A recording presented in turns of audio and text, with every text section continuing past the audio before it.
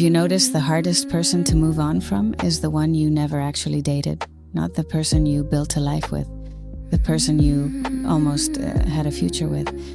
Psychologists say the brain struggles more with unfinished stories than finished ones. It hates an open loop.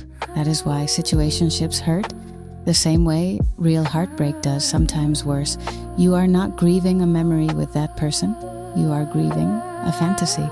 You are grieving the Sunday mornings that never happened, the wedding dates that lived only in your imagination, the growing old together that you played out in your head 100 times. You never got to see their flaws up close because you think you were never around them long enough to see the cracks form. In your mind, they stay perfect forever, frozen in the version of them that existed in those few good moments.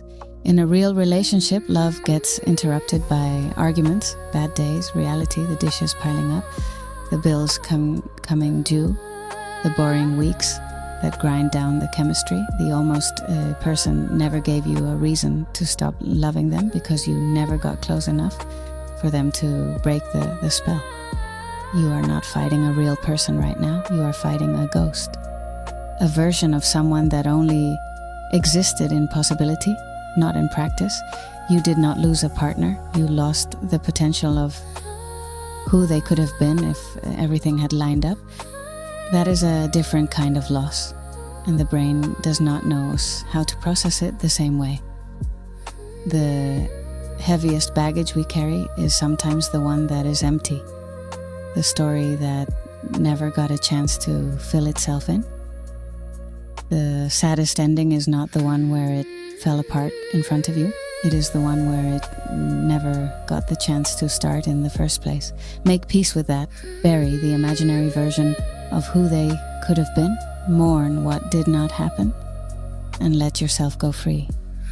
The real life waiting for you is more honest than any fantasy ever was, and it deserves your full attention. The most dangerous man you will ever meet in your life is the one who healed alone. And I don't mean dangerous like violent. I don't mean rage or chaos or anything like that.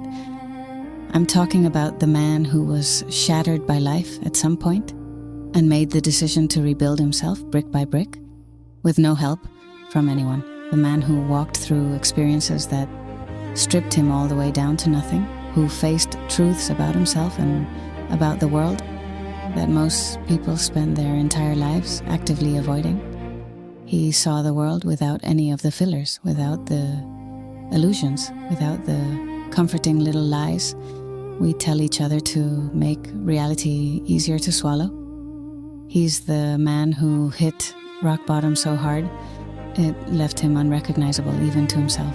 And somehow, against all odds, he found the strength to get back up anyway. When everything in his life fell apart and every single person quietly disappeared, he learned something most people never have to learn. He learned that the only person he could never abandon was himself.